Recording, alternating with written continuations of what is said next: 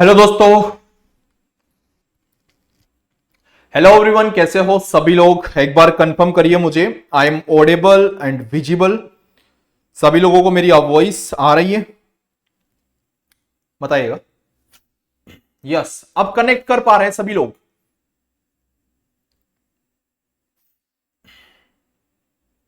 एक बार मैं भी चेक कर लेता हूं और 1 मिनट वेट कर लेते हैं, सभी के सभी बच्चे ज्वाइन हो जाए। वेलकम प्रमोद, मुन, नीलम, प्रमोद, समिल, गुड इवनिंग। सभी बच्चे आ जाओ फटाफट। चलेगा। Babita, Gyanendra, Yog, Geeta, good evening good evening. चलो बढ़िया बात है। Mansi, Ankita, good evening good evening. सारे बच्चे कनेक्ट हो जाओ, 1 मिनट का टाइम है, फिर उसके बाद क्लास कंटिन्यू स्टार्ट करते हैं। और मतलब खतरनाक वाली क्लास आपकी चलने वाली है, याद रखिएगा। और पावर इलेक्ट्रॉनिक्स है जिसका बहुत बड़ा डर लगता है बच्चों को, और खास करके जो जो हमारे बच्चे होते हैं डिप्लोमा वाले, बड़ा डर लगता है इसका। ठीक है, लेकिन आज हम हैं आपके साथ, ऐसा नहीं होगा कि आपको डर लगे। सारे बच्चे कनेक्ट हो जाइएगा। Are you excited? है ना, एक्साइटेड है ना? ऐसा तो नहीं है कि कोई बच्चा एक्साइटेड ही नहीं है पावर ट्रिम्स को पढ़ने के लिए। सबसे बड़ा खौफ है इसका, डर है जबरदस्त वाला। लेकिन ऐसा डर आपको लगेगा नहीं कभी। और मैं आपको यह भी बता देता हूं, ये जो क्लास है मैंने सीएससीबी के बेचेस में प्लस हमारे विराट बेच के अंदर भी इसको लाइव किया है। रीजंस ये है, विराट बेच के अंदर लाइव करने का रीजंस ये है क्योंकि कुछ बच्चे जो हैं वो उन्होंने विराट बेच ले रखा है। ओके, और वो सीएससीबी जेई की प्रिपरेशन कर रहे हैं, तो ये मेरे को क्लास विराट बेच में भी लाइव करना पड़ा। और धनुष बेच में तो ऐसे होना ही था, इसलिए ये क्लास आपकी विराट बेच के अंदर भी लाइव है। तो ध्यान रखिएगा, विराट बेच वालों ध्यान रखिएगा, ये क्लास ओनली सीएससीबी की है। ओके, चलेगा। Yug, Vishal, Singh, Sanjay, good evening good evening. चलो बढ़िया। अब देखिएगा कि आज हमारे पास जो शुरू होता है पावर इलेक्ट्रॉनिक्स में रेक्टिफायर। जिस तरीके से उन्होंने सिलेबस दिया है ना, सीएससीबी ने जो हमारा सिलेबस दिया है, अब देखिएगा कि आपके पास है ना, बच्चे समझ ही नहीं पा रहे हैं कि इन्होंने दिया क्या है। एज ए टीचर तो समझ जाएगा कि क्या चीजें दे रखी है, लेकिन एज ए स्टूडेंट कभी समझ नहीं पाएगा कि भाई साहब उन्होंने दे कहां पे क्या रखा है। पावर इलेक्ट्रॉनिक्स में इन्वर्टर, कई बच्चे तो इन्वर्टर कन्वर्टर देख रहे हैं कि इन्वर्टर कन्वर्टर पावर ट्रांस का पार्ट पूछा गया है। आप देखिएगा कि आपके पास ये 12 वाला पॉइंट सभी लोगों ने पढ़ा होगा पावर इलेक्ट्रॉनिक्स के अंदर। देखिएगा कि यहां पे आपके पास ये दे रखा है उन्होंने, यहां पे देखिएगा separately excited DC motor single and 3 phase control rectifier. मतलब उन्होंने रेक्टिफायर पूछा है, उन्होंने आपसे रेक्टिफायर पूछा है, लेकिन रेक्टिफायर के अंदर उन्होंने क्या पूछा है कि separately excited single and 3 phase motor controlled rectifier के साथ उन्होंने पूछा है। समझ रहे हो? डीसी मोटर नहीं पूछ रहा है ये, ठीक है, इलेक्ट्रिकल मशीन्स नहीं पूछ रहा है, लेकिन इलेक्ट्रिकल मशीन्स को कंबाइन कर रहा है किसके साथ? पावर इलेक्ट्रॉनिक्स के रेक्टिफायर के साथ। तो मतलब आपके पास ये वाला पार्ट आपसे पूछा गया है, इसके अलावा आपसे कुछ नहीं पूछा गया है। अब देखिएगा कि अगर कोई भी बच्चा जो फ्रेशर होगा, जिसको कुछ भी नॉलेज नहीं है, वो सोच रहा होगा कि यार मतलब ये क्या दे रखा है, डीसी मोटर पढ़ ले, वो डीसी मोटर पढ़ लेगा, है ना। डीसी मोटर पढ़ के उसको लग रहा है कि हमारा काम हो जाएगा। ना ना ना मेरे भाई, आपका काम नहीं होगा। उन्होंने पहले देखो यहां पे क्या दे रखा है, separately excited DC motor single and 3 phase controlled rectifier, ये आपसे पूछा है। अगर ये आपसे पूछा है तो अब इसकी स्टार्टिंग कहां से हुई? स्टार्टिंग बहुत ज्यादा जरूरी है, क्योंकि अगर मैं डायरेक्टली आपको ये चीजें बताऊंगा तो मेरा काम हो जाएगा आपको रटवाना, और आप उसको रटने लग जाओगे, और वो काम मैं कभी करता नहीं हूं। मेरा काम होता है अच्छे तरीके से चीजें प्रोवाइड करना और अच्छे तरीके से समझाना। अभी तक आपने कॉम्यूटेशंस वाला पार्ट पढ़ा बहुत अच्छे तरीके से, कॉम्यूटेशंस आपको समझ में आया, आपको थोड़ा बहुत हिंट लग चुका है कि पावर इलेक्ट्रॉनिक्स कैसा सब्जेक्ट है, किस तरीके से आपके क्वेश्चंस यहां पे आएंगे, और ये कैसा दिखता है कि इजीली अंडरस्टैंड करने वाला चैप्टर है या नहीं है। तो इजीली जिसको अंडरस्टैंड होता है ना, वो तो दिमाग से निकाल दो, इजीली अंडरस्टैंडिंग का चैप्टर है नहीं है, थोड़ा खतरनाक है ये। और खास करके बीटेक वाले तो आसानी से समझ जाते हैं। प्रॉब्लम कहां पे आती है, जो बच्चे डिप्लोमा वाले होते हैं उनको बड़ी प्रॉब्लम आती है कि चल क्या रहा है यहां पे, ये कहना क्या चाहते हैं। लेकिन आप मास्टर प्लस एजुकेशन के पार्ट हो, आपके मुंह से ये वर्ड नहीं निकलेगा कि ये कहना क्या चाहता है, आपको हर चीज अंडरस्टैंड होगी। लेकिन डायरेक्टली अगर मैं इसको स्टार्ट करूंगा तो चीजें समझ नहीं आएगी। आपको थोड़ा इसका बैकअप बनाना पड़ेगा, इसके ओरिजिन में जाना पड़ेगा, ओरिजिन से उठ के डायरेक्टली आपको इस पे आना पड़ेगा। अगर विदाउट ओरिजिन आप इस पे चले गए तो काम हो जाएगा रटवाना, उसे रट लोगे और रटने से कंपटीशन आपका नहीं निकलने वाला है। क्लियर? तो स्टार्ट करें। Are you excited? रेडी सभी लोग? तो स्टार्ट कर दें। चलो, हमारे पास रेक्टिफायर आपने ये हमारा सेशन 8 है।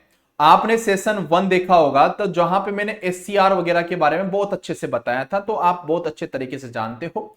और वहां पे मैंने रेक्टिफायर के बारे में भी थोड़ा कुछ आपको बताया था। रेक्टिफायर करता क्या है, नॉर्मली बता दो, रेक्टिफायर करता क्या है? सर रेक्टिफायर जो होता है ना, एक ही तो काम करता है ना सर, कि हमारे पास एसी होता है, ये एसी हो गया, और एसी से किस में कन्वर्ट करता है सर? ये डीसी के अंदर कन्वर्ट करता है। ठीक है, डीसी के अंदर कन्वर्ट करता है, यही काम होता है रेक्टिफायर का। पढ़ाया था ना, याद है ना सभी बच्चों को? Yes sir. हमारे पास देखिएगा कि जो ये एसी है, ये इनपुट आपके पास है, दिस इज अ इनपुट मेरे भाई, ये आपके पास इनपुट है और ये आपके पास आउटपुट है। बहुत बढ़िया। अब आपके पास जो सप्लाई देते हो, आप सप्लाई देते हो इनपुट में, वो आपके पास क्या होती है? फिक्स सप्लाई होती है। तो ये जो एसी होगी, ये आपके पास क्या होगी बेटा? फिक्स्ड सप्लाई होगी। क्या होगी बेटा? फिक्स्ड सप्लाई होगी। ध्यान रखिएगा, फिक्स्ड सप्लाई। और जो आपके पास ये जो डीसी आउटपुट है, ये आपके पास क्या होगा मेरे भाई? ये आपके पास क्या होगा बच्चा? ये आपके पास वेरिएबल होगा। क्या होगा बेटा? वेरिएबल। यही बोला था, यही होगा, ये वेरिएबल होगा। अच्छा, आपने ये बात बोल दिया कि एसी टू डीसी तो कन्वर्ट करता है, लेकिन ये आपके पास वेरिएबल होगा। अगर मैं इसको ऐसे लिखूं, बड़े ध्यान से समझने की कोशिश करना मेरे भाई, कि अगर ये जो आउटपुट आपके पास डीसी है, आउटपुट जो आपके पास डीसी जो आ रहा है, आउटपुट डीसी जो आपके पास आ रहा है, अगर ये कांस्टेंट डीसी से बोलूं तो, कांस्टेंट डीसी अगर इसे बोलूं तो क्या होगा? आपने बोला कि वेरिएबल डीसी है, तो आपने वेरिएबल डीसी क्यों बोला वो भी समझ लीजिएगा। वेरिएबल डीसी क्यों बोला ये भी समझ लीजिएगा। सर देखो, हमारे पास जो कांस्टेंट डीसी है, कांस्टेंट डीसी है, मतलब यहां पे जो आपको मिलेगा आउटपुट के अंदर, वो आपको एवरेज वैल्यू मिलेगा। क्या मिलेगा दोस्त? आपको एवरेज वैल्यू मिलेगा। एवरेज वैल्यू मिलेगा आपको। क्या मिलेगा दोस्त? आपको एवरेज वैल्यू मिलेगा, जो कि आपके पास क्या होगा बेटा? फिक्स्ड होगा। क्या होगा बेटा? आपके पास फिक्स्ड होगा। और आपके पास जो ये वेरिएबल डीसी है, ये भी आपका एवरेज वैल्यू ही होगा आउटपुट के अंदर, ये भी आपका एवरेज वैल्यू ही होगा। ध्यान रखिएगा, एवरेज वैल्यू ही होगा, आरएमएस नहीं होगा। ये भी आपके पास एवरेज ही होगा। लेकिन आपने एक चीज लिखी है कि ये फिक्स सप्लाई से वेरिएबल डीसी देता है, तो वो कंसेप्ट हमको क्लियर करना है कि क्या रीजंस हैं, ये कांस्टेंट कब देता है और वेरिएबल डीसी कब देता है, वो समझिएगा। सर देखो, ये कांस्टेंट डीसी की अगर बात करता है ना, तो ये बात होती है हमारे पास अनकंट्रोल्ड रेक्टिफायर के अंदर। कहां पे? Uncontrolled rectifier. Uncontrolled rectifier, rectifier, जिस रेक्टिफायर को आप कंट्रोल्ड नहीं कर सकते हो उसे बोलते हो अनकंट्रोल्ड। अब ये अनकंट्रोल्ड के बारे में अभी थोड़ी देर के बाद आपका कंसेप्ट क्लियर हो जाएगा, चिंता मत करो। आपके पास सर जो वेरिएबल होता है ना, ये जो वेरिएबल जो डीसी है, दिस इज यहां पे भी एवरेज वैल्यू है, यहां पे भी एवरेज वैल्यू है, लेकिन जो यहां पे सर हमको जो मिलेगा ना सर, ये कंट्रोल्ड रेक्टिफायर से मिलता है। किससे बेटा? कंट्रोल्ड रेक्टिफायर से। Controlled rectifier. अब बच्चों को तो यहीं पे डाउट क्रिएट हो गया कि सर ये हमारे पास कंट्रोल्ड क्या है, अनकंट्रोल्ड क्या है, यहां पे बड़ी प्रॉब्लम है सर। चिंता ना करो, हम समझा देते हैं आपको, ठीक है। देखो, अनकंट्रोल्ड ये होता है कि जैसे कि आपके पास दो चीजें आपने सीखी होगी। सर एक तो डायोड होता है कि नहीं होता है? डायोड होता है कि नहीं होता है मेरे भाई? डायोड तो जानते हो ना, ऐसा डायोड होता है, डायोड। ये आपके पास डायोड है, इतनी बातें समझते हो? चलो दूसरी बात, हमारे पास ये हमारे पास हो गया, ये हमारे पास हो गया बेटा क्या? SCR। SCR, किसी बच्चे का मैसेज आया क्या? ना ना ना, ठीक है। ये हमारे पास क्या हो गया? SCR। ये आपके पास SCR, और ये आपके पास गेट पल्स है ना, ये गेट पल्स देता है। जो SCR होता है वो कंट्रोल्ड होता है, और जो डायोड होता है वो अनकंट्रोल्ड होता है। क्योंकि SCR को जो कंट्रोल करता है वो आपका ये गेट पल्स करता है। SCR को कंट्रोल कौन करता है? ये गेट पल्स करता है। लेकिन हमारे पास जो ये डायोड होता है उसमें यहां पे एक तो एनोड होता है, ये कैथोड होता है। इसको कंट्रोल करने वाला कोई नहीं होता है।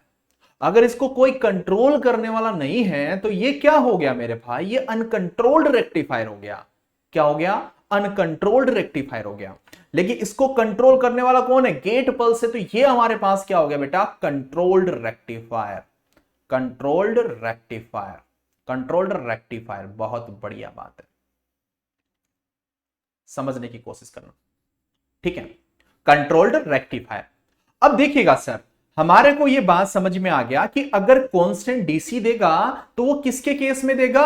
वो उसके केस में देगा मेरे भाई जब आपका डायोड आपका कनेक्टेड होगा। क्लियर? सर ये कंट्रोल्ड रेक्टिफायर जो आपने बोला ये किसके केस में दे देगा? जब आपके पास SCR कनेक्टेड होगा। SCR का फुल फॉर्म तो जानते हो ना? जानते हो ना, पढ़ा है ना, सिलिकॉन कंट्रोल रेक्टिफायर। तो सर देखिएगा, SCR आपके पास हो गया, SCR प्लस डायोड हुआ तब भी चलेगा, नो दिक्कत। SCR प्लस आपके पास डायोड हुआ तब भी चलेगा, कोई प्रॉब्लम नहीं, वो आपका कंट्रोल रेक्टिफायर है। और इसी को तो आप बोलते हो मेरे भाई phase control rectifier, phase controlled rectifier, phase controlled rectifier, rectifier, ठीक है, फेज कंट्रोल्ड रेक्टिफायर। तो आपको समझ में आ गया कि सर हमारे पास इनपुट में एसी होता है, आउटपुट में डीसी होता है, लेकिन आउटपुट में हम वेरिएबल बोलते हैं। वेरिएबल किसके केस में बोलते हैं मेरे भाई? फेज कंट्रोल्ड रेक्टिफायर के केस में, SCR के केस में। हम डायोड के केस में तो उसे फिक्स ही बोलते हैं, लेकिन SCR के केस में उसे हम वेरिएबल बोलते हैं। इतना सा जो कंसेप्ट है वो क्लियर हुआ सभी लोगों का? कोई डाउट नहीं है मेरे भाई? भले आप डिप्लोमा के हो, कोई दिक्कत नहीं, कोई प्रॉब्लम नहीं, समझाने वाले हम हैं, आपको समझा देंगे, ठीक है। बस ये होना चाहिए कि सर एक एक पॉइंट आपको समझ में आना चाहिए। आगे बढ़ू, अगर ये बातें समझ में आ गई हो तो बढ़िया, ठीक है। चलो यहां तक की बातें हमने क्लियर कर ली।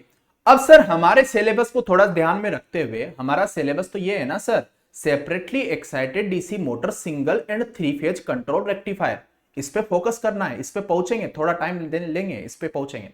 सर देखो हमारे पास जो है ना सप्लाई जो सिस्टम होता है ना सर, सप्लाई सिस्टम, जो हमारे पास सप्लाई सिस्टम होता है, समझ लो ये बेसिक के बिना बेटा आपको कुछ भी समझ में नहीं आएगा, फिर तो रट्टाफिकेशन हो जाएगा, ठीक है, फिर तो रट्टाफिकेशन हो जाएगा। बेसिक के बिना आप उस टॉपिक पे पहुंच ही नहीं पाओगे विदाउट बेसिक, ठीक है।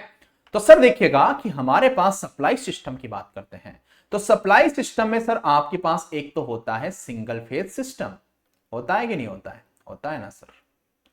पहली बात तो ये हो गई। सर दूसरी बात क्या होती है? सर दूसरी बात होती है हमारे पास 3 फेज सिस्टम, जो कि दिया हुआ है उन्होंने,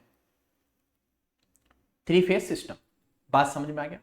अब देखो यार, आपके पास है ना ये जो सिंगल फेज सिस्टम है ना, उसने बात क्या बोली है सर? सिंगल फेज के साथ सेपरेटली एक्साइटेड डीसी मोटर को कनेक्ट करना है, और आपके पास 3 फेज के साथ आपको सेपरेटली एक्साइटेड डीसी मोटर को कनेक्ट करना है, और साथ में उसने ये बोला कंट्रोल्ड रेक्टिफायर। कंट्रोल्ड रेक्टिफायर का मतलब क्या बोलना चाहता है वो? थोड़ी बातें समझ में आई? कंट्रोल्ड रेक्टिफायर का मतलब क्या बोलना चाहता है वो? कि वो डायोड के साथ नहीं पूछ रहा है, वो एससीआर के साथ ही पूछ रहा है, डायोड से उसको कुछ लेना देना नहीं है। बात समझ में आया? यस सर, ये बातें तो समझ में आ गई सर।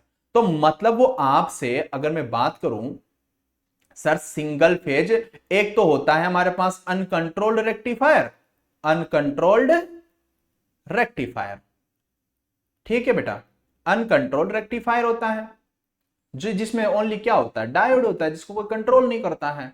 और आपके पास और क्या होता है मेरे भाई, सिंगल फेज आपके पास कंट्रोल्ड रेक्टिफायर होता है जिसे आप फेज कंट्रोल बोलते हो, जिसे आप एससीआर बोलते हो, ठीक है, कंट्रोल्ड रेक्टिफायर। क्लियर मेरे भाई? अच्छा सर क्लियर ना सर, आप काहे में बार बार पूछते हो? अरे पूछना पड़ता है, ठीक है। थ्री फेज सिस्टम की बात करते हैं तो हमारे पास क्या हो जाएगा मेरे भाई, थ्री फेज आपका अनकंट्रोल्ड रेक्टिफायर, ठीक है बेटा, अनकंट्रोल्ड रेक्टिफायर। ये पीडीएफ ऐसी की ऐसी बेटा आपको मिल जाएगी, चिंता मत करो, नोट्स और ज्यादा बनाने की जरूरत नहीं है, शॉर्ट में बनाना, सिर्फ कंसेप्ट पे, ठीक है। चलो, अनकंट्रोल्ड रेक्टिफायर या आप बोल सकते हो थ्री फेज आपके पास sir controlled rectifier. Wow sir, controlled rectifier, ये बातें समझ में आई आपको? हाँ सर। अब यहां पे ना कुछ पॉइंट पे मैं बात करूंगा, वो पॉइंट बहुत ज्यादा इंपॉर्टेंट है और उन्हीं पॉइंट से आपसे क्वेश्चन पूछा जाता है। सर देखो आपके पास है ना, आपके जो सिलेबस में है वो कंट्रोल्ड रेक्टिफायर है, कंट्रोल्ड रेक्टिफायर है, सिंगल फेज भी है, थ्री फेज भी है। और सर यहां पे आपके पास इस रेक्टिफायर की हम एनालिसिस करते हैं, थोड़ा सा एनालिसिस करते हैं, विदाउट एनालिसिस आपको चीजें समझ में नहीं आएगी। ओके, तो आपके पास इंपॉर्टेंट पॉइंट सबसे पहले मैं लिखा देता हूं कि आपको किन किन चीजों की आपको जरूरत पड़ेगी। इंपॉर्टेंट पॉइंट, ठीक है, ये इंपॉर्टेंट पॉइंट आपके दिलो और दिमाग में बैठ जाना चाहिए। ऐसा नहीं होना चाहिए कि आपके दिलो और दिमाग से इंपॉर्टेंट पॉइंट बाहर निकल गए हो, नहीं, दिलो और दिमाग में बैठना चाहिए, ठीक है दोस्त। अब देखिएगा सर, हमारे पास पहली बात हम करते हैं सबसे पहले फायरिंग एंगल, ठीक है, क्या बेटा, फायरिंग एंगल, फायरिंग एंगल, ठीक है। फायरिंग एंगल को हम रिप्रेजेंट करते हैं एल्फा से, ठीक है, ये फायरिंग एंगल है। फायरिंग एंगल को किससे रिप्रेजेंट करते हैं बेटा, एल्फा से। क्या करता है सर ये, क्या बताता है सर ये फायरिंग एंगल वो एंगल है जो एससीआर को क्या करता है, कंडक्ट कराता है। कि आपका अगर जो एससीआर है, एससीआर क्या है, अरे भाई एससीआर ये है, क्या है, एससीआर ये है, यही है ना मेरे भाई, एससीआर तो यही है ना, यही है ना मेरे भाई, यही है ना एससीआर, यस सर यही है एससीआर, ठीक है।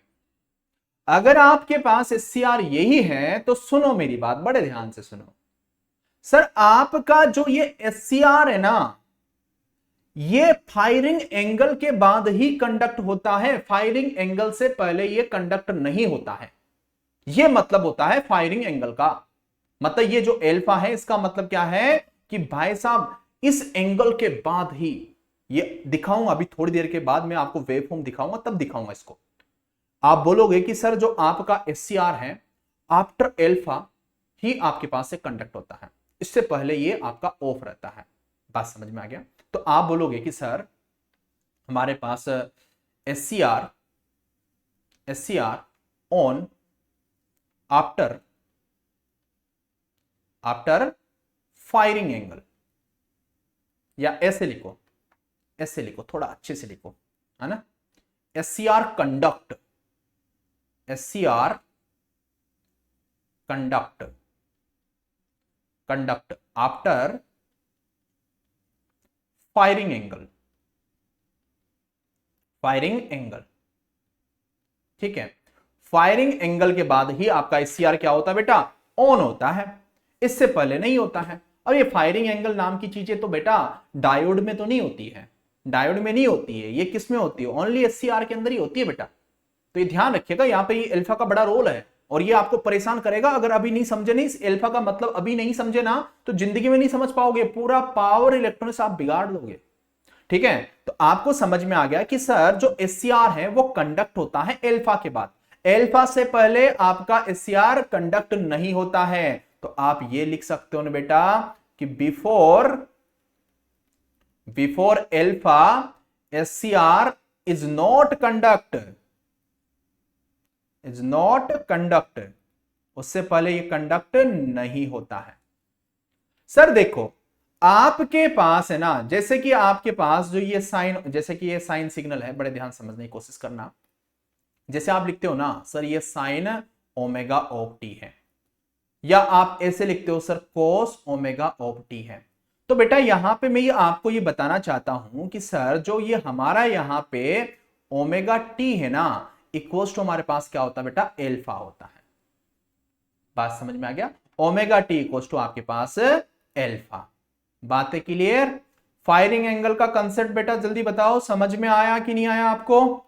फटाफट सारे बच्चे चैट बॉक्स में बताए। सारे आ तो गए ना बच्चे, लिंक तो मिल गया ना, बढ़िया बात है। बताओ समझ में आ गया? इतनी बातें समझ में आ गई, फायरिंग एंगल का कंसेप्ट समझ में आ गया कि सर जो SCR है ना, इससे पहले कंडक्ट नहीं होता है, इसके बाद ही वो कंडक्ट होता है। क्लियर? चलो अब हमारे पास दूसरा इंपॉर्टेंट पॉइंट आता है। दूसरा इंपॉर्टेंट पॉइंट क्या आता है बेटा हमारे पास? Extinction angle. क्या बेटा? Extinction angle. ठीक है, यस सर। अब हमारे पास जो एक्सटिंक्शन एंगल होता है ना सर, इसको हम, ये सारी चीजें काम आएगी बेटा, मैं फिर बोल रहा हूं, इन्हीं से आपका क्वेश्चन आएगा, तो इनका मतलब समझ लो पहले, इन्हीं से आपका क्वेश्चन आने वाला है। सर देखो हमारे पास जो एक्सटिंक्शन एंगल है इसको हम रिप्रेजेंट करते हैं किससे बेटा? बीटा से। फायरिंग एंगल का मतलब क्या था कि SCR एल्फा के बाद ही कंडक्ट होता है, उससे पहले कंडक्ट नहीं होता है। एक्सटिंक्शन एंगल का मतलब क्या है?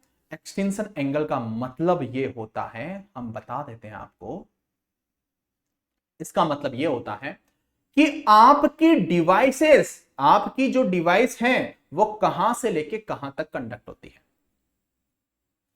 मैं थोड़ा सा यहां पे एक वेवफॉर्म बताने की कोशिश करता हूं, समझने की कोशिश कर, ठीक है, इससे आपको ज्यादा क्लियरिटी आएगी। ठीक है बेटा, ये आपके पास वेवफॉर्म बना देता हूं साइन का। ठीक है, ये साइन का वेवफॉर्म हमने बना दिया। ठीक है, और मैंने यहां पे बता दिया ये एल्फा, ये एल्फा बता दिया। ठीक है, और ये आपके पास क्या है बेटा?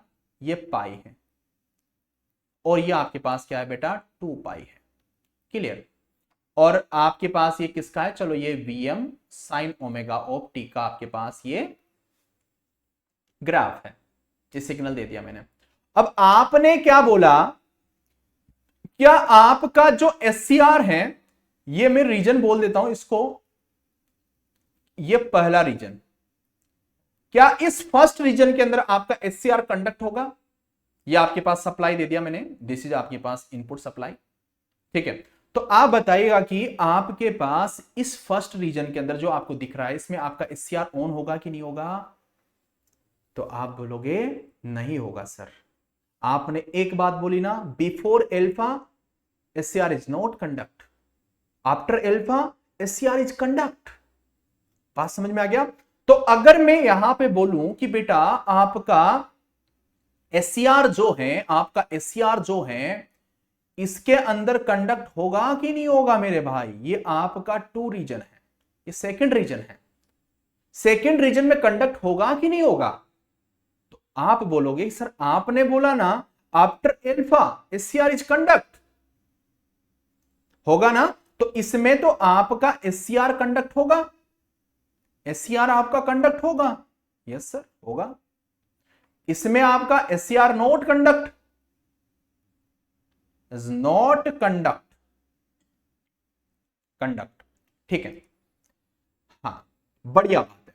लेकिन दिमाग में एक क्वेश्चन और आता है कि सर आपका SCR कंडक्ट तो कर दिया, बहुत अच्छी बात है, लेकिन वो कहां तक कंडक्ट होगा, उसकी लिमिट बताइए हमको। इसीलिए तो हमारे पास आता है एक्सटिंक्शन एंगल। तो मैं यहां पे ये बता देता हूं बेटा, यहां पे ये बीटा, ये आपका बता देता हूं बीटा। आपका जो SCR है, ये बीटा के बारे में आगे भी डिस्कस करूंगा मैं, जब आपको पढ़ाऊंगा, जब वेवफॉर्म बना रहा हूं ना, तो वहां पे ये चीजें समझ में आएगी कि बीटा यहीं पे क्यों लिखा, एल्फा यहीं पे क्यों लिखा, ये सारी चीजें आगे समझ में आएगी, धीरे धीरे फ्लो में आओगे तब। तो आपके पास बता दिया बीटा मैंने यहां पे। अब ये है एक्सटेंशन एंगल का मतलब ये है कि SCR कंडक्ट होने के बाद कहां तक वो कंडक्ट हुआ, मतलब अब आपका SCR कंडक्ट होने के बाद अब वो ऑफ कब होगा, ऑफ कब होगा, तो आप बोलोगे सर बीटा के बाद, बीटा के बाद आपका SCR ऑफ हो जाएगा, मतलब यहां तक कंडक्ट होगा मेरे भाई, यहां तक। बात समझ में आया, मतलब यहां से लेके यहां तक आपका SCR कंडक्ट होगा, और आपके पास आफ्टर बीटा इस रीजन में आपका SCR क्या हो जाएगा बेटा, स्टॉप हो जाएगा, इसमें वापस क्या हो जाएगा, बंद हो जाएगा। तो आप ऐसे बोल सकते हो कि सर एक्सटेंशन एंगल का मतलब सिंपल सी भाषा में यही है कि आपका SCR कहां तक कंडक्ट होगा, है ना। या ऐसे बोल सकते हो कि SCR आपका कब स्टॉप होगा, ऐसे भी बोल सकते हो। तो लैंग्वेज तो दोनों ही आप यूज कर सकते हो ना, जो आपको ठीक लगे कि SCR कब आपका कंडक्शन स्टॉप करेगा। क्लियर। तो आप ये बोल सकते हो जो SCR है वो एक डिवाइस है, तो मैं ऐसे भी लिख सकता हूं ना बेटा, eight which the device will stop its conduction,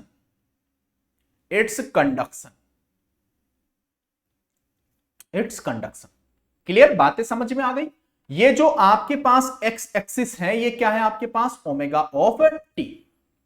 अब देखो आपके पास अब क्या लिखोगे, पहले में क्या लिखा था आपने, omega T equals to alpha, अब क्या लिखोगे बेटा आप यहां पे, ओमेगा टी इक्वल्स टू आपके पास बीटा। बात समझ में आ गया। अब देखो सर आपके पास आपसे पूछे कि सर टी का वैल्यू कितना होगा, तो टी इक्वल्स टू आप क्या लिख सकते हो बेटा, बीटा अपॉन आपके पास ओमेगा। यस सर, ये बातें समझ में आई आपको, हाँ सर समझ में आ गई ना सर, बहुत बढ़िया बात है, आनी भी चाहिए, ठीक है।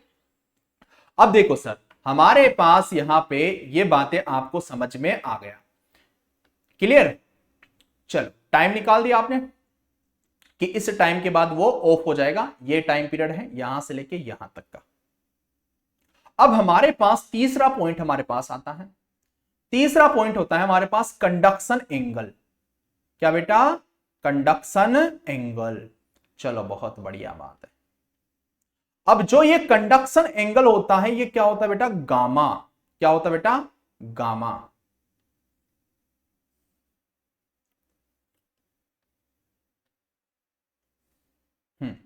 अब ये कंडक्शन एंगल आपसे निकालता है कि आपके पास जो SCR है वो कंडक्शन स्टेट में जब रहा तो वो टाइम पीरियड हमको बताइएगा।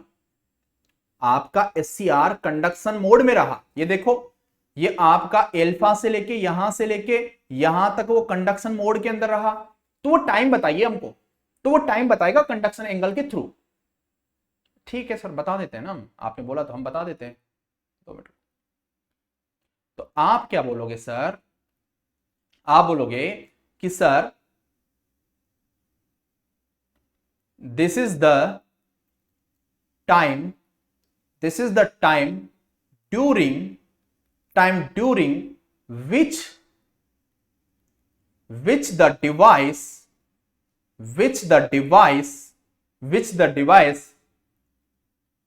will be in the conduction state,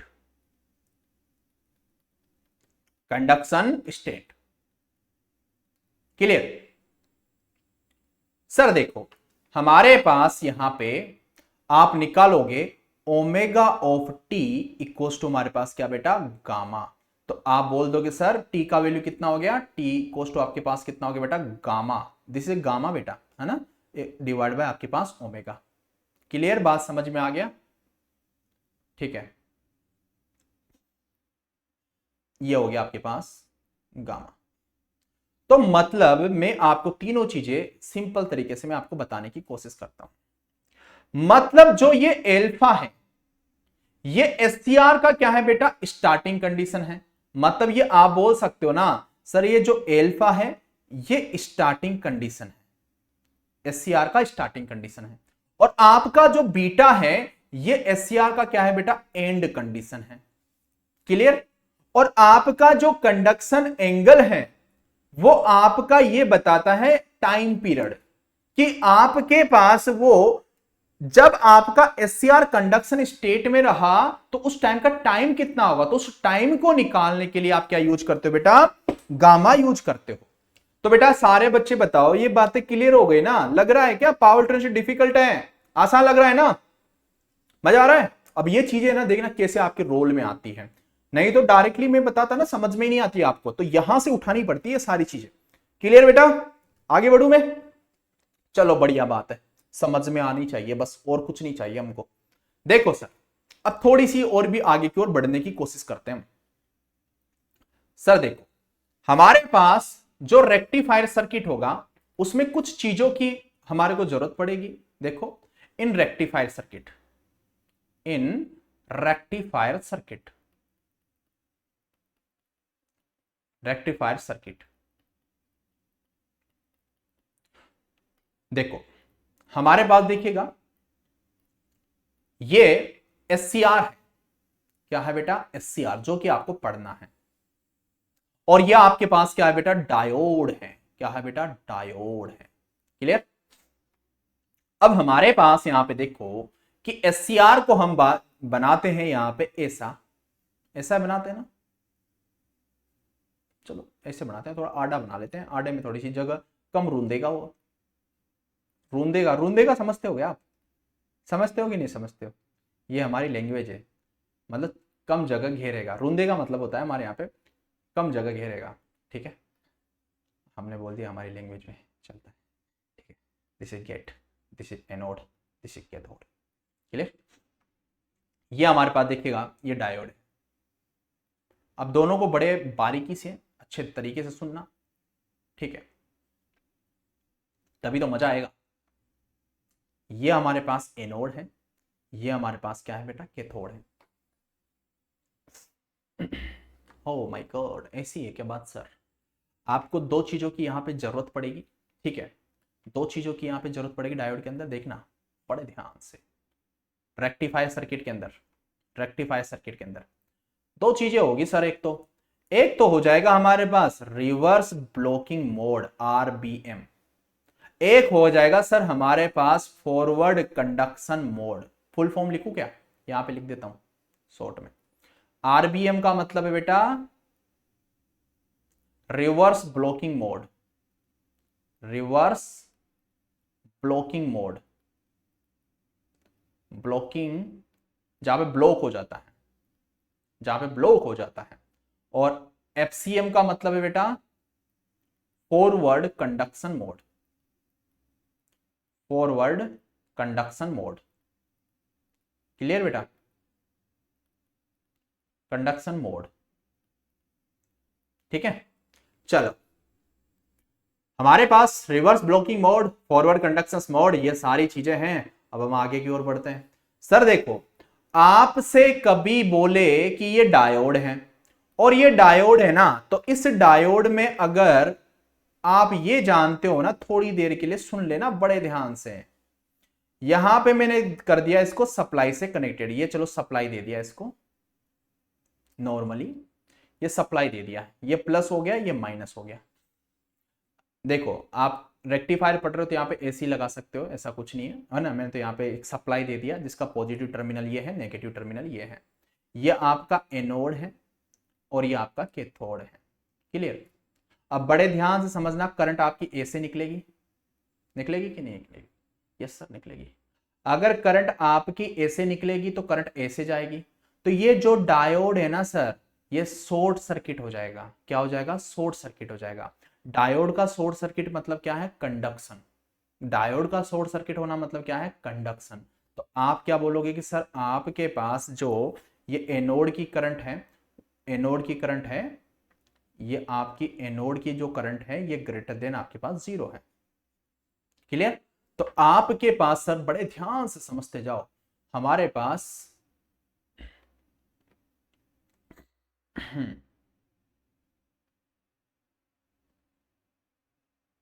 देखो ये आपके पास हो गया, या हमारे पास शॉर्ट सर्किट हो गया। क्लियर? अब ये हमारे पास शॉर्ट सर्किट हो गया। तो ये कब हुआ सर? फॉरवर्ड कंडक्शन मोड के अंदर, जब आपके पास करंट ऐसे से एनोड से कैथोड की ओर फ्लो हो रही थी। तो ये तो हो गया सर हमारे पास फॉरवर्ड कंडक्शन मोड। तो मैं यहां पे थोड़ा चेंज कर लेता हूं, यहां पे क्या कर लेता हूं, फॉरवर्ड कंडक्शन मोड कर देता हूं, यहां पे रिवर्स कंडक्शन मोड कर लेता हूं। ठीक है, फॉरवर्ड कंडक्शन मोड, और यहां पे कर लेता हूं reverse blocking mode. Reverse blocking mode कब आता है सर? देखो आपके पास जो ये डायोड है, ठीक है, अब अगर आपके पास सप्लाई ऐसे जाती है, ठीक है, ठीक है, क्या बेटा? Alpha beta gamma, if any operation explain sir what is the range of alpha beta. बेटा क्या आप एनालॉग इलेक्ट्रॉनिक्स पढ़ रहे हो क्या? है जो हम आपको अल्फा बीटा गामा की रेंज आपको बताएं, ठीक है। तो अल्फा बीटा गामा अगर आपको सुनना है, अल्फा बीटा गामा तो वही है ना, ठीक है। तो अल्फा बीटा गामा अगर आपको देखना तो एनालॉग इलेक्ट्रॉनिक्स से हम बता देंगे, ठीक है। This is conduction mode. अभी समझिए, कंसेप्ट समझिए दोस्त, ठीक है, ठीक है। अल्फा बीटा गामा वहां पे भी आता है, ठीक है। चलो, हाँ, अब हमारे पास देखिएगा ये रिवर्स ब्लॉकिंग मोड हो गया। अब यहां पे ये माइनस हो गया और ये आपके पास प्लस हो गया। यहां से करंट आपकी ऐसे जाएगी, ऐसे जाएगी, ऐसे जाएगी। तो ये कैथोड था, ये एनोड था। अगर यहां से करंट ऐसे गई ना सर, तो ये डायोड है ना ओपन सर्किट हो जाएगा। क्या हो जाएगा? ओपन सर्किट हो जाएगा। क्या हो जाएगा? ओपन सर्किट हो जाएगा। ध्यान रखिएगा, क्या हो जाएगा? ओपन सर्किट हो जाएगा। अगर भाई साहब ये हो गया ओपन सर्किट, अगर ये ओपन सर्किट हो गया, तो आप बताओ क्या कोई करंट फ्लो हो जाएगी? क्या कोई करंट फ्लो होगी? इसके अंदर कितनी करंट फ्लो होगी, कोई बता सकता है मुझे? कितनी करंट आपकी यहां पे फ्लो होगी? सारे बच्चे बताओ, कितनी करंट यहां पे फ्लो होगी? आप बोलोगे सर ओपन सर्किट है ना सर, बेसिक इलेक्ट्रिकल का कंसेप्ट है, तो यहां पे तो आपकी कैथोड की जो करंट है वो ज्यादा हो गई, तो करंट आपकी कितनी हो जाएगी बेटा? 0 हो जाएगी। तो आपको रेक्टिफायर सर्किट के अंदर आपको क्या समझने को मिला? आपको रेक्टिफायर सर्किट में आपको एक चीज देखने को मिली कि सर डायोड को जो हम पढ़ेंगे ना, वो फॉरवर्ड कंडक्शन मोड में पढ़ेंगे और रिवर्स ब्लॉकिंग मोड में पढ़ेंगे। रिवर्स ब्लॉकिंग मोड का मतलब है कि सर आपके पास जब करंट आपकी अपोजिट में फ्लो होती है तो आपका ओपन सर्किट हो जाता है और करंट आपका 0 हो जाता है। तो यहां पे डायोड मतलब अल्टीमेटली यहां पे डायोड क्या हो गया? अल्टीमेटली डायोड आपका यहां पे क्या हो गया? डायोड आपका ऑफ हो गया। यही बोलना चाहते हो ना आप? अल्टीमेटली बड़ी बात तो यही है ना सर। और यहां पे बड़ी बात क्या है सर? यहां पे डायोड आपका ऑन हो गया। बेटा यही तो बात है ना, कंडक्शन की बात यह है कि डायोड आपका ऑन हो गया, और रिवर्स ब्लॉकिंग मोड की बात यह है कि डायोड आपका ऑफ हो गया। तो ये बताओ कि आपके पास यहां पे डायोड को ऑफ करने के लिए कौन रेस्पॉन्सिबल था? डायोड को ऑफ करने के लिए कौन रेस्पॉन्सिबल था? तो आप बोलोगे कि सर आपके पास करंट रेस्पॉन्सिबल थी। डायोड को ऑफ स्टेट में लाने के लिए जो ये करंट है ना, ये करंट जो आपके पास जा रही है, ये करंट ही रेस्पॉन्सिबल है। ठीक है, तो आप बोलोगे, यहां पे लिख देता हूं बेटा, for of state, for of state current is responsible, current is responsible. Clear बेटा? रेस्पॉन्सिबल। इतनी बातें आपको समझ में आ गई। लेकिन जो हमारे पास रेक्टिफायर सर्किट के अंदर आप एससीआर को पढ़ते हो, तो एससीआर में तीन चीजें चलती है बेटा, तीन मोड चलते हैं इसमें। इसमें दो मोड नहीं चलते, इसमें तीन मोड चलेंगे। अब वो मोड ही तो समझना है आपको, और करना क्या है, क्या समझना है सर? एक तो मोड होता है सर रिवर्स ब्लॉकिंग मोड, जो कि अभी अभी आपने देखा है, ये देखा है ना आपने। एक होता है सर हमारे पास फॉरवर्ड ब्लॉकिंग मोड, और एक होता है फॉरवर्ड कंडक्शन मोड। ठीक है, एफबीएम का मतलब क्या है? Blocking, forward blocking mode. जो आपका एससीआर होता है वो इनिशियली इसी स्टेट में होता है। किसमें होता है? इसी स्टेट में होता है। इनिशियली आपका एससीआर इसी में होता है, इसी स्टेट में होता है इनिशियली। ठीक है, कोई आपसे पूछ ले कि इनिशियली कौन से स्टेट में होता है, तो आप बोलोगे सर इसी स्टेट में होता है। अब बड़े ध्यान से समझने की कोशिश करना। यहां पे अगर आपके पास जो ये रिवर्स ब्लॉकिंग मोड है, इसका मतलब क्या है कि आपका एससीआर क्या है, ऑफ है। और आपके पास फॉरवर्ड कंडक्शन मोड का मतलब क्या है कि आपका एससीआर क्या है, ऑन है। और आपके पास फॉरवर्ड ब्लॉकिंग मोड का मतलब क्या है, ऑन है या ऑफ है, बताइए। फॉरवर्ड ब्लॉकिंग मोड का मतलब क्या है, जल्दी बताओ। फॉरवर्ड ब्लॉकिंग मोड का मतलब क्या है, फॉरवर्ड ब्लॉकिंग मोड का मतलब क्या है, ऑन है या ऑफ है। यस, वो सर ऑफ ही है, चल थोड़ी रहा है सर, वो ऑफ ही है, ये ध्यान रखना है। तो एसटीआर में 3 मोड आपको देखने को मिलेंगे, लेकिन डायोड में आपके पास, डायोड क्या है, अनकंट्रोल्ड रेक्टिफायर है ना, ये ध्यान रखना बेटा, ये आपका अनकंट्रोल्ड रेक्टिफायर है, अनकंट्रोल्ड, अनकंट्रोल्ड रेक्टिफायर, ध्यान रखिएगा मेरे भाई। और ये आपका कंट्रोल्ड रेक्टिफायर, रेक्टिफायर, क्लियर बेटा। चलो बहुत बढ़िया बात है कि ये बात आपको समझ में आ गई है। अब देखो सर, हमारे पास 2 स्टेट यहां पे ऑफ के हैं और एक स्टेट आपका ऑन का है। यहां पे एक स्टेट आपका ऑफ का था और यहां पे आपका एक स्टेट आपका ऑन का था। अगर अब मैं थोड़ी सी आगे की ओर चर्चा करता हूं, हमारी बात को थोड़े आगे तक पहुंचाते हैं।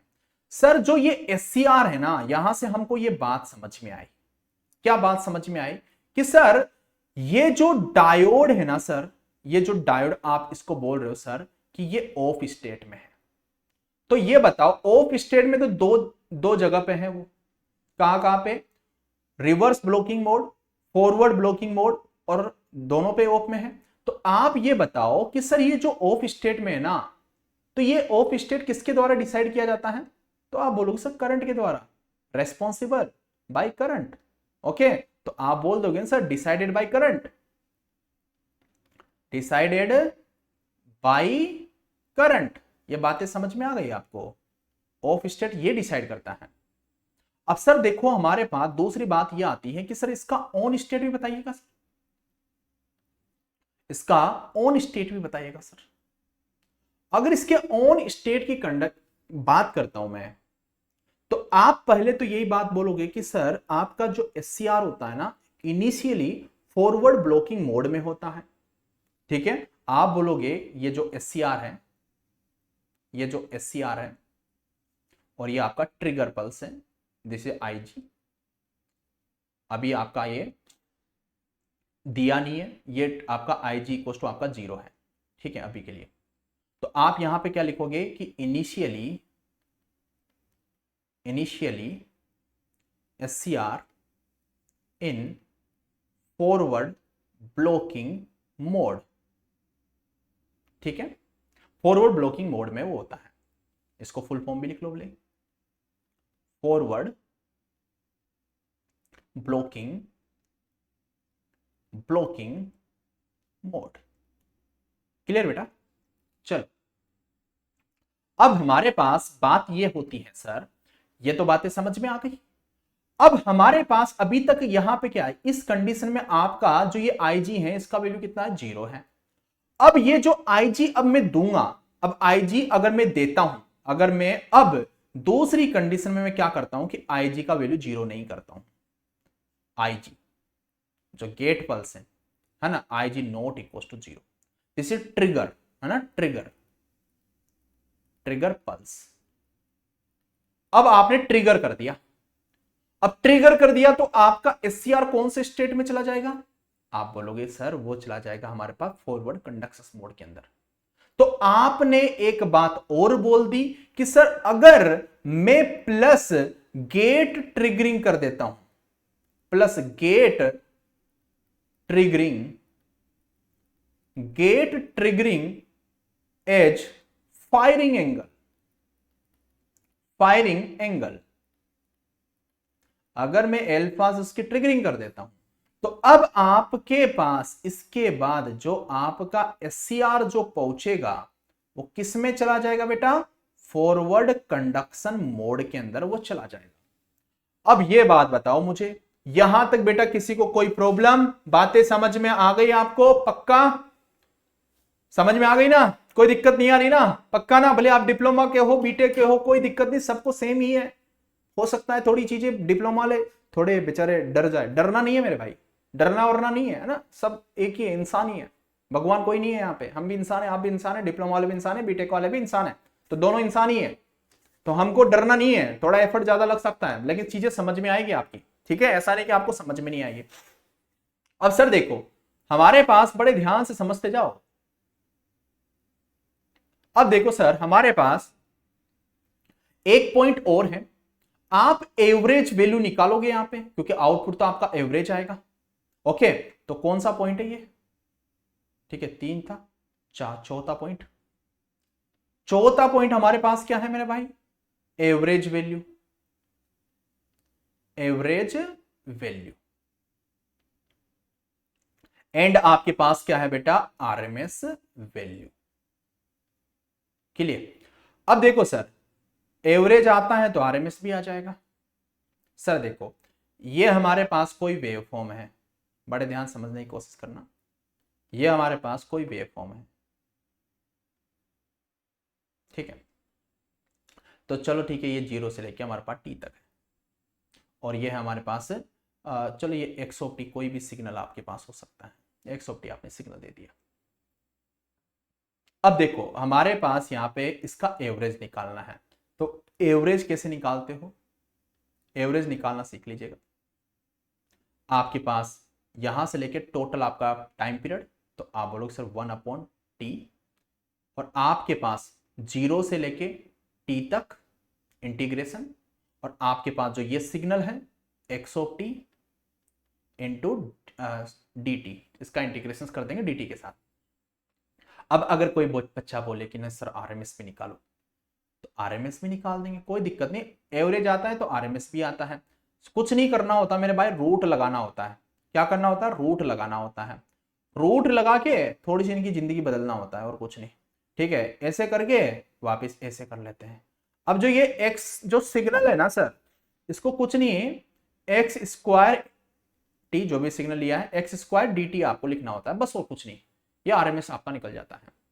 तो ये यहां तक हमारी बातें कंप्लीट होती है। अभी जो 4 पॉइंट बताए मैंने, firing angle, conduction angle, okay, extension angle, okay, और आपके पास average value and RMS value, इन चीजों की बहुत ही ज्यादा आपको जरूरत पड़ने वाली है, ध्यान रखना, ठीक है? ये बातें मैंने आपको यहाँ पे क्लियर कर दी है।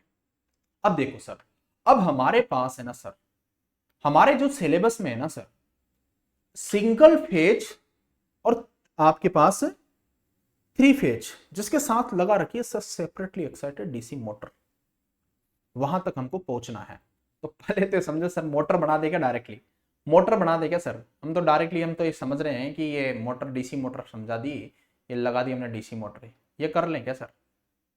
ये इसी की बात कर रहे हैं ना, डीसी मोटर, हाँ, और इसके साथ सेपरेटली फील्ड लगा दोगे, ये लगा दिया आपने सेपरेटली फील्ड, इसी की बात कर रहा है ना? हाँ, बात तो इसी की कर रहा है, ठीक है? लेकिन आप पावर इलेक्ट्रॉनिक्स पढ़ रहे हो, वो क्वेश्चन पावर इलेक्ट्रॉनिक्स से पूछ रहा है, तो पावर इलेक्ट्रॉनिक्स के साथ ऐसे बनाओगे तो आपके कितने मार्क्स आएंगे? 0, क्योंकि आपको कुछ पता ही नहीं है।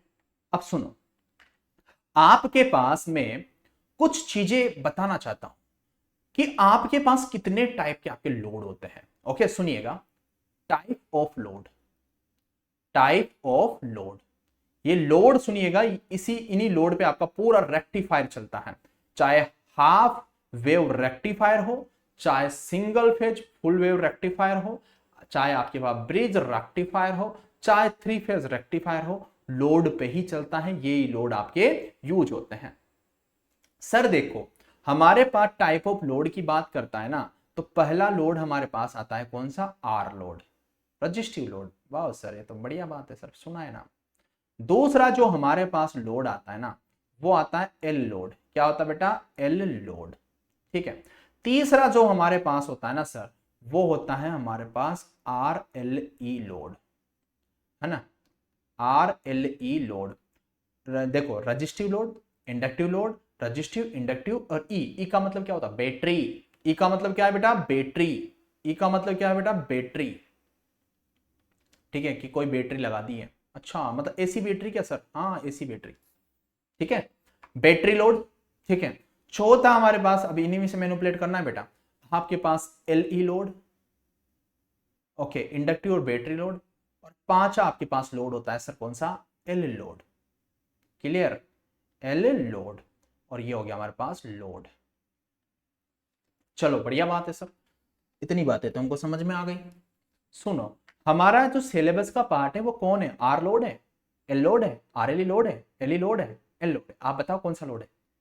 सर हमारे सिलेबस का तो पार्ट ये है, ये वाला, यही है क्या? क्या इनमें से कोई पार्ट है आपके सिलेबस का? इनमें से कोई भी पार्ट है? इसके अलावा रेक्टिफायर में कुछ होता ही नहीं है, रेक्टिफायर में सिर्फ यही होता है। आपके तो ये दे रखा है, ये कौन है सर? ये भाई साहब कौन है? ये भाई साहब कोई और नहीं है, ये इन्हीं में से हैं। आपको ये बता देता हूं, जो आपके पास जो डीसी मोटर होती है ना, उसको आरएलई लोड बोलते हैं मेरे भाई। अच्छा, तो सर बात ये है क्या डीसी मोटर? हाँ ये है मेरे भाई डीसी मोटर, इसको बोलते हो आप डीसी मोटर, ठीक है। इसकी बात कर रहा है वो, आपसे आरएलई लोड की बात कर रहा है वो, आपसे आर लोड नहीं पूछा। This is not your syllabus, this is not part of your syllabus. ये भी आपके सिलेबस का पार्ट नहीं है, ये भी आपके सिलेबस का पार्ट नहीं है, ये भी आपके सिलेबस का पार्ट नहीं है। तो आपके सिलेबस का पार्ट कौन है? ये है भैया ये। क्लियर? ठीक है सर, फिर तो बढ़िया बात है, चलते हैं आगे की ओर। इतनी बातें समझ में आ गया तो थोड़ा इनके बारे में बता दो ना सर। ये जो, इसको क्या बोलते हैं सर? इसको कौन सा लोड बोलते हैं? इसको बोलते हैं हमारे पास बैटरी। ई का मतलब क्या है? Battery. Battery, battery with filter load. L को क्या बोलेंगे बेटा? फिल्टर। तो इसको बोलते हैं बैटरी विद फिल्टर लोड। बात समझ में आया? तो हमारे सिलेबस का पार्ट कौन है भैया? हमारे सिलेबस का तो पार्ट ही सर ये भाई साहब है। बातें समझ में आया? ये है, यही है कर्तम धर्ता, सब कुछ यही है मेरे भाई, यही है। ठीक है, इतनी बातें क्लियर आपको समझ में आए? अब देखो सर, हमारे पास है ना, रेक्टिफायर का सर्किट बनाता हूं मैं, थोड़ा सा समझने की कोशिश करिएगा। जैसे कि सर हमारे पास तो सिंगल फेज पूछा है, तो हाफ वेव रेक्टिफायर तो पढ़ने की जरूरत नहीं है, डायरेक्टली सिंगल फेज ही पढ़ते हैं, ठीक है। लेकिन मैं आपको एक चीज बता देता हूं, हाफ वेव आपके सिलेबस का पार्ट नहीं है, लेकिन अगर आप हाफ वेव समझ जाते हो तो सिंगल फेज में जिंदगी में कोई प्रॉब्लम नहीं है। आपको हाफ वेव का एक फॉर्मूला तक नहीं रटना, एक फॉर्मूला तक नहीं समझना, पर चीजें चल कैसे रही है, वो पिक्चर, वो चीजें कैसे यहां पे प्रोसेस हो रहा है, वो प्रोसेस दिमाग में बिठाना है। अगर आपको हाफ वेव रेक्टिफायर का आरएलई लोड के साथ आपको प्रोसेस समझ में आ जाता है, तो मैं 100% गारंटी के साथ बोल सकता हूं कि आपको कोई भी प्रॉब्लम नहीं आएगा सिंगल फेज और थ्री फेज के साथ। क्लियर? सर देखो, सर एल लोड डबल लिखे क्या? डबल लिख दिया क्या? अच्छा, अच्छा, हाँ यहाँ पे आर एल लोड है, ये आर एल लोड है, ठीक है बेटा, कोई दिक्कत नहीं, अपने तो सिलेबस का भी पार्ट नहीं है, ठीक है। चल, आर एल लोड हो गया, आर एल ई लोड हो गया, एल ई हो गया, सभी इन्हीं का कॉम्बिनेशन है, सब कुछ यही है।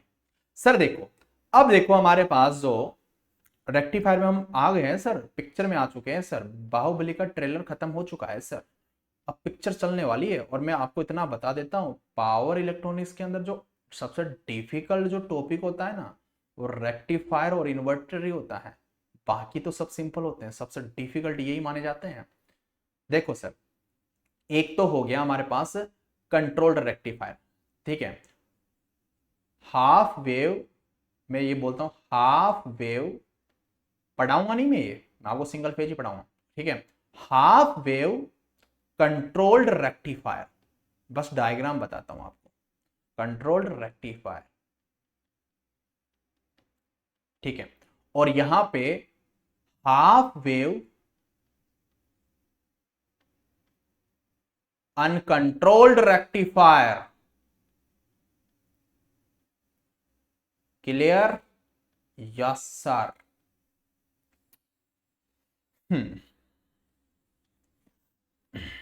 अब हमारे पास यहां पे हाफ वेव कंट्रोल रेक्टिफायर की हम बात करते हैं तो सुनिएगा, बड़े ध्यान से सुनिएगा, समझने की कोशिश करिएगा। इसका जो डायग्राम होता है ना सर, ये होता है, एक तो लगा दिया हमने SCR और उसमें लगा दिया ट्रिगर पल्स, ये SCR बन गया। और यहां पे जो भी आपके पास अभी मैंने लोड बताया है वो डिफरेंट डिफरेंट टाइप के आपके लोड लग जाते हैं, क्लियर। और आपके पास ये हो गया,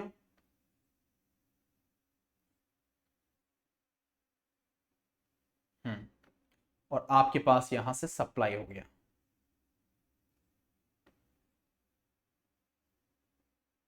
ठीक है। ये सप्लाई दे दिया आपने, एसी सप्लाई देते हो, एसी सप्लाई दोगे और आपके पास यहां डीसी मिल जाएगा। तो यहां पे इसके अक्रॉस में आपके पास ये आउटपुट मिल जाएगा, क्लियर। आपके पास यहां पे ये सप्लाई हो गया, ये प्लस हो गया, ये आपके पास माइनस हो गया, ये आपके पास एनोड हो गया, ये आपके पास कैथोड हो गया। करंट आपका फ्लो होगा इधर से, ठीक है। ये आपके पास सप्लाई करंट हो जाएगा। अब सर देखो इधर आपके पास ये आउटपुट करंट आपके पास चला जाएगा। जो आपके पास थायरिस्टर है इसके अक्रॉस का जो वोल्टेज होगा वो VT होगा, थायरिस्टर वोल्टेज, और ये आउटपुट वोल्टेज, और ये आपके पास सप्लाई वोल्टेज। जो सप्लाई वोल्टेज है वो आपके पास AC है क्योंकि ये रेक्टिफायर सर्किट है, तो आपके पास सप्लाई ऐसा होगा VM sin omega of t, clear. आपके पास यहां पे अगर मैं बात करता हूं हाफ वेव कंट्रोल रेक्टिफायर की, तो अगर मैं यहां पे बात करता हूं बेटा तो सुनो कि यहां पे सिर्फ ओनली क्या होता है, अनकंट्रोल्ड के अंदर क्या लगेगा, डायोड, ठीक है। ये डायोड आपने लगा दिया और यहां पे आपके पास जो भी आपके पास लोड है,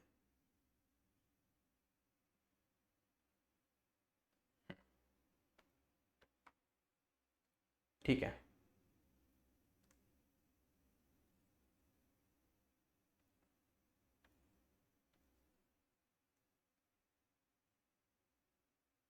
ये आपके पास सप्लाई हो गया,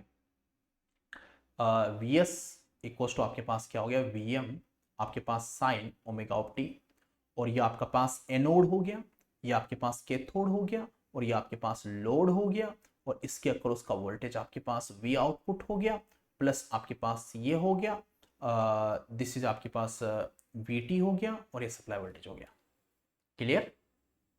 अब सर देखिएगा हमारे पास जो हमको पढ़ना है हाफ वेव नहीं पढ़ना, हमको सिंगल फेज पढ़ना है, ठीक है। लेकिन हमने हाफ वेव का आपको डायग्राम पढ़ाया, इसलिए पढ़ाया क्योंकि इसके थ्रू आपको अंडरस्टैंड करना आपको आसान होगा। इसका एक भी फॉर्मूला आपको रटना नहीं है, ठीक है। सिर्फ समझना है कि प्रोसेस चल कैसे रहा है, इसका वेव फॉर्म आपको रटने की जरूरत नहीं है, सिर्फ देखना है प्रोसेस क्या चल रहा है। लेकिन आपको सिंगल फेज के साथ RLE लोड लगा के अगर जब मैं बताऊंगा तो उसको करने की जरूरत है क्योंकि प्रोसेस उसी का इंपॉर्टेंट है। बात समझ में आया। तो ये मैंने आज थोड़ा सा आपको बेसिक थोड़ा सा आइडिया दिया कि बेटा ऐसे ऐसे हम चीजें करने वाले हैं, ठीक है। तो इसको हम आगे कंटिन्यू कल करेंगे, कल वाले सेशंस में। यहां तक बातें आप सभी लोगों को समझ में आए, एक बार सारे बच्चे मुझे चैट बॉक्स में बताइएगा कि सर हाँ हमको मतलब समझ में आ जाएगा। ऐसा तो नहीं लग रहा ना कि सर रेक्टिफायर हमको समझ ही नहीं आएगा, ऐसा तो लग रहा है क्या? किसी बच्चे को लग रहा हो तो बता दो सर पावर इलेक्ट्रॉनिक्स डिफिकल्ट लग रहा है सर, समझ में ही नहीं आएगा सर, ठीक है। सर RLC लोड क्यों नहीं होता? बेटा RLC में रेक्टिफायर नहीं होता है, RLC लोड होता है, रेक्टिफायर में नहीं होता है। वो रेक्टिफायर सर्किट हम बना रहे हैं, तो रेक्टिफायर के कंडीशंस में RLC लोड नहीं होता है, ठीक है। तो ये बातें मैंने यहां तक बताई, PDF में अभी मैं धनुष बैच में आपके अपलोड कर दूंगा, और कल आपका वापस 8:30 PM पे आपका सेशंस होगा, ठीक है। मेरे को सबसे पहले वो बच्चे बताओ, सारे बच्चे चैट बॉक्स में बताएगा भाई डिप्लोमा, साथ में लिखो सर हम डिप्लोमा वाले हैं, लेकिन ऐसा फील हो रहा है कि समझ में नहीं आएगा, फील हो रहा है क्योंकि भाई साहब डर है, इसका खौफ है, पावर इलेक्ट्रॉनिक्स का ऐसे नहीं, मजाक नहीं है, खौफ है इसका, बहुत डर है हद से भी ज्यादा। बच्चों को जो सबसे ज्यादा प्रॉब्लम है ना वो इसी के अंदर है, पावर जिंदगी में समझ में नहीं आता, लेकिन हम है ना आपके साथ, आपको जिंदगी में एक प्रॉब्लम फेस नहीं करने देंगे। सारे क्वेश्चन मैं बता रहा हूँ ना इसी में से आएंगे, जो हम पढ़ा रहे हैं ना सब कुछ उसी के अंदर से आने वाला है, बस समझ लेना जो बताएं जिसको, ठीक है। तो हमारी इच्छा हो रही है कि जो आज का सेशन है इसको हम सुबह प्रीमियम कर देते हैं 9 बजे यूट्यूब पे, ठीक है, बाकी के बच्चों को भी पता लगे, यूट्यूब वाले इसी वीडियो को करेंगे, ऐसा नहीं कि सारे कर देंगे, ठीक है, इसको मैं पब्लिक करूँगा यूट्यूब पे, तो बच्चों को थोड़ा सा पता लगे कि यार सच में यहाँ पे पावर इलेक्ट्रॉनिक्स ऐसे पढ़ाया जाता है, पावर इलेक्ट्रॉनिक्स नहीं मेरे भाई, सारे सब्जेक्ट ऐसे पढ़ाए जाते हैं, ठीक है। आप भी को भी इनरोल करना है तो आप कर सकते हो मास्टर प्लस एजुकेशन के एप्लीकेशंस पे, ओके, चलेगा। तो मैं आज का यहीं तक रखता हूं दोस्तों, कल मिलते हैं वापस इसी जोश और इसी एनर्जी के साथ। पीडीएफ में अभी अपलोड कर दूंगा, शॉर्ट में बनाइएगा आपके नोट्स, ज़्यादा यूँ नहीं बल्कि नहीं, पीडीएफ तो आपको मिल ही रही है ना, ओके। तो मैं tata bye bye, thank you, take care, love you all and good bye.